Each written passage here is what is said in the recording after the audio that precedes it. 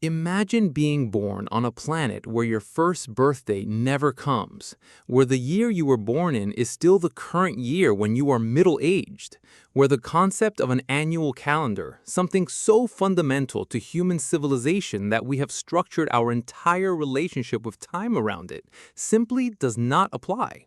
Where one single orbit around the sun takes 84 Earth years to complete. You would be elderly, gray-haired, and approaching the end of a full human life before your home planet had completed even 1 year. This planet exists. It is not in another galaxy, not in some distant, unreachable corner of the cosmos. It is right here, in our own solar system, the seventh planet from the sun, visible to the naked eye on a clear, dark night if you know exactly where to look. Its name is Uranus, and it is one of the most bizarre, most overlooked, most scientifically extraordinary planets in our entire solar neighborhood. It is the planet that nobody talks about enough, the planet that gets passed over in favor of its more famous neighbors, Jupiter with its storm, Saturn with its rings, Neptune with its deep, mysterious blue. But Uranus holds secrets more unsettling than any of them. An 84-year orbit is just the beginning, because the true strangeness of Uranus is not just how long its year is, it is everything that 84-year orbit reveals about a planet that is tilted, storm-racked, ring-bearing, and almost certainly the victim of the most catastrophic collision in the history of the outer solar system. This is the full, strange, extraordinary story of the planet where 1 year lasts longer than most human lives, and it is stranger than anything you were told in school. Every planet in our solar system spins on an axis. Earth's axis is tilted at approximately 23.5 degrees relative to the plane of its orbit around the Sun. This tilt is what gives us our seasons: summer in the northern hemisphere when that hemisphere is tilted toward the Sun, winter when it tilts away, a gentle, reliable, predictable rhythm that has governed life on Earth for billions of years. Other planets have their own axial tilts. Mars tilts at about 25 degrees, giving its seasons similar in some ways to Earth's. Saturn tilts at roughly 27 degrees, Jupiter at only 3 degrees, meaning it has almost no seasons at all. And then there is Uranus. Uranus is tilted at 97.77 degrees. Not tilted, tipped over, almost completely on its side, rolling through space like a spinning ball rather than a spinning top. At 97.77 degrees, Uranus does not simply have seasons the way Earth does. Its seasons are unlike anything else in the solar system. During Uranus's summer, one of its poles points almost directly at the Sun. For the equivalent of 21 Earth years, that pole receives continuous sunlight, permanent day, unbroken, for 2 decades. Meanwhile, the opposite pole, the winter pole, spends those same 21 years in continuous, complete, absolute darkness. No sunrise, no sunset, no cycle of day and night, just 21 Earth years of unbroken darkness, followed by an equally long spring as the planet slowly tilts away, followed eventually by another 21-year summer. And the equatorial regions of Uranus during these polar summers and winters experience something stranger still: rapid day-night cycling as the planet rotates, but receiving sunlight at a very shallow angle, like a very long, very dim Arctic day stretched over years. The consequences of this extreme tilt for the planet's weather patterns, atmospheric dynamics, and internal heat distribution are extraordinary and still not fully understood. But how did Uranus end up this way? How does a planet, an ice giant with over 14 times Earth's mass, end up almost completely on its side? The answer points to one of the most violent events in the history of our solar system, an event so catastrophic that its effects are still visible today, encoded in the very orientation of a planet billions of kilometers from here. Something hit Uranus, something enormous, and whatever it was, it changed this planet forever. The early solar system was a place of extraordinary violence. For the first several hundred million years after the planets formed, the space between them was filled with leftover debris. Planetesimals, rocky and icy bodies ranging in size from boulders to objects the size of small planets, were everywhere. Collisions were not rare, they were common, expected, almost inevitable over sufficiently long timescales. Earth itself bears the most famous scar of this era. The Moon is believed to have formed when a Mars-sized object collided with the young Earth in what scientists call the giant impact hypothesis. The collision was so enormous that debris was flung into orbit around Earth, eventually coalescing under gravity into the Moon we see today. Uranus had its own catastrophic impact. Scientists are not certain exactly when it happened. The best estimates suggest it occurred somewhere in the first few hundred million years of the solar system's existence, the same violent, chaotic era that shaped so many other features of our planetary neighborhood. What they are increasingly confident about is the scale of the impactor. To tip a planet of Uranus's mass from a relatively normal axial tilt to nearly 98 degrees, to fundamentally redirect the planet's rotational axis and lock it into a new orientation, requires an object of truly extraordinary size. Current models suggest the impactor may have been at least 1 to 3 times the mass of Earth. 1 to 3 Earth masses colliding with a planet 14 times Earth's mass. Not a gentle nudge, not a glancing blow. A collision of almost unimaginable energy, an event that would have released more kinetic energy in a fraction of a second than our sun generates over thousands of years. An event that would have vaporized enormous quantities of material, sent debris cascading across the outer solar system, and fundamentally, permanently altered the character of the planet it struck. The collision did not just tilt Uranus. It may have triggered the formation of Uranus's ring system and its collection of moons. Uranus has 27 known moons, all of them named after characters from the works of William Shakespeare and Alexander Pope, which is its own peculiar distinction in a solar system where most moons carry names from Greek and Roman mythology. These moons orbit Uranus in the plane of its tilted equator. They too are tipped over. They too orbit sideways, a permanent reminder that the entire system was reoriented by that ancient catastrophic impact. And the rings.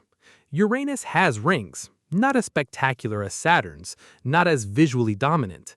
They were not even discovered until 1977, when a stellar occultation, Uranus passing in front of a distant star, revealed narrow bands of material blocking the starlight before and after the planet itself crossed the star's position. Dark, narrow, thin.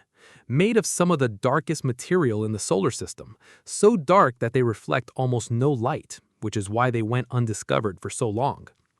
13 distinct rings orbiting a planet lying on its side, all of them likely shaped and maintained by the same shepherding moons whose orbits were themselves determined by a collision that happened billions of years ago. Every ring, every moon, every bizarre season, every detail of this sideways world traces back to one moment of extraordinary violence in the ancient solar system, a moment nobody witnessed. A moment encoded in the planet itself, written in the tilt of its axis and the orbits of its children.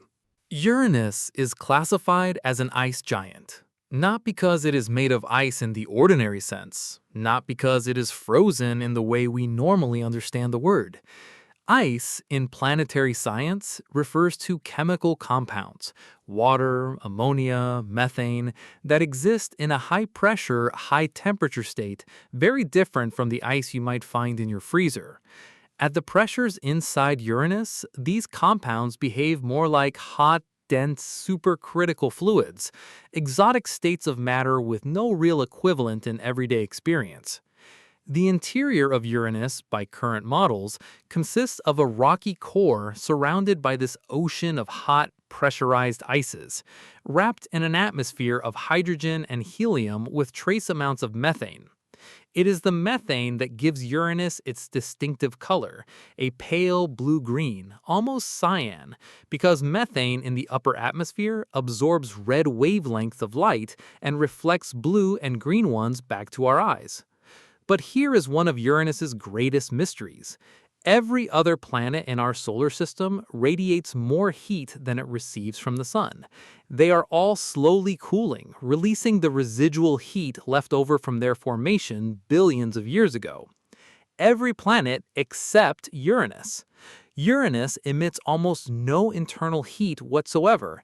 Its heat output is so low that scientists initially thought their measurements might be wrong, but repeated independent observations confirmed it. Uranus is, thermally speaking, essentially dead. Its interior produces only the tiniest fraction of the excess heat that every other giant planet radiates. Why? Nobody knows for certain. The most popular hypothesis links it back to the collision. Perhaps when that ancient impactor struck Uranus with such force, it created a layer within the planet's interior, a barrier of some kind, possibly a compositional gradient or a density boundary that acts as an insulating blanket, a structure that traps the planet's internal heat, preventing it from escaping upward through the planet's layers and radiating into space the way it does in Jupiter, Saturn, and Neptune. If this is correct, Uranus is not actually cold inside. It might be quite hot with that heat locked in, unable to reach the surface.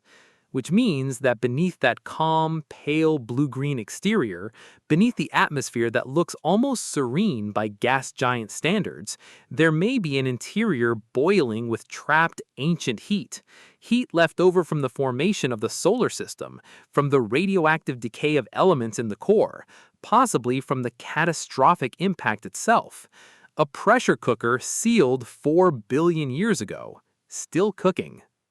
And if you descended through Uranus's atmosphere, through the methane haze of the upper layers, through increasingly dense hydrogen and helium, down toward that hot, pressurized ocean of exotic ices, you might encounter something that has only recently been proposed and is already rewriting what we know about ice giant interiors. Diamonds. Not small diamonds, not the kind you would find in a jewelry store. Scientists have hypothesized and in laboratory experiments using conditions replicating ice giant interiors have begun to confirm that the extreme pressure and temperature deep inside Uranus may cause carbon atoms to separate from methane molecules and crystallize into diamond. Diamonds may rain down through the interior of Uranus, falling toward the core, accumulating over billions of years. A diamond precipitation inside a planet lying on its side, orbiting the sun once every 84 years, running cold on the outside while perhaps hiding oceans of liquid diamond within. And we have never sent a mission to get a closer look. Of all the planets in our solar system, Uranus may be the most overlooked. Jupiter gets the headlines, Saturn gets the photographs, Mars gets the rovers and the missions and the human dreams of colonization. Even tiny, distant Pluto generated more public excitement when New Horizons flew past it in 2015 than Uranus has generated in decades. Only one spacecraft has ever visited Uranus, Voyager 2, in January 1986.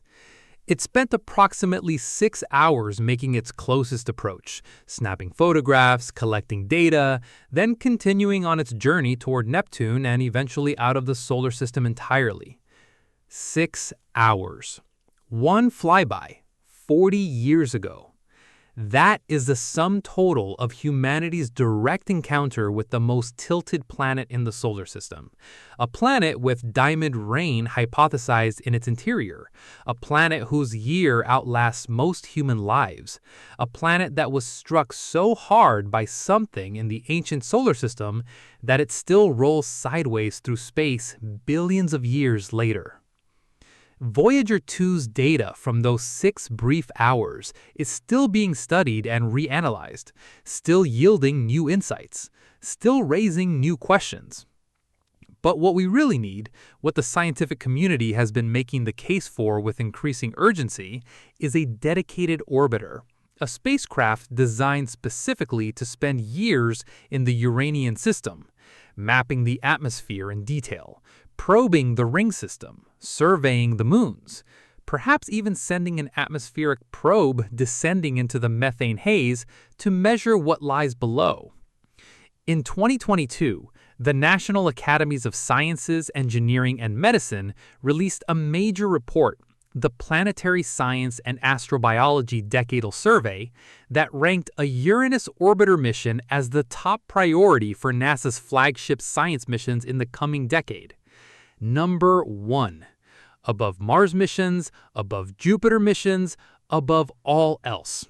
The scientific community has decided that Uranus, the overlooked ice giant, the sideways planet, the forgotten member of the solar system family, deserves our full attention. And when that mission launches, perhaps in the early 2030s, arriving at Uranus sometime in the 2040s, it will find a world that has been quietly waiting. Not patiently, not impatiently, with the total indifference of physics. A world that has been rolling sideways around the sun for 4 billion years, completing its 84-year orbits one by one, tipping its poles toward the sun for 21 years at a stretch, locking its heat inside while radiating cold blue-green light into the dark. Wearing its rings no one could see for centuries, carrying its moons named for Shakespearean characters, holding its diamond secrets deep in its pressurized interior. A world that has been here the whole time, just waiting for us to pay attention. There is a lesson in that. Not every extraordinary thing announces itself loudly. Not every mystery waves its hands and demands to be noticed. Some of the most remarkable things in the universe sit quietly at the edge of our awareness, easy to overlook, easy to pass over in favor of something more visually dramatic. But the quiet ones often hold the deepest secrets, the ones that raise the questions nobody thought to ask, that break the assumptions we did not know we were making, that rewrite our understanding of how planets form and evolve, and carry the scars of their violent pasts. Uranus is one of those quiet ones, a planet where 1 year outlasts most human lives, where seasons last 20 decades, where a catastrophic collision billions of years ago wrote its signature into the orientation of an entire planet and every moon that orbits it. It rolled quietly through the outer solar system for 4 billion years before Galileo first saw it in 1690 and thought it was a star, before William Herschel recognized it as a planet in 1781, before Voyager 2 gave us our one brief, precious look, before the scientific community finally decided that this sideways, overlooked, deeply strange world deserved a mission of its own. 4 billion years of quiet. And we are just now beginning to listen.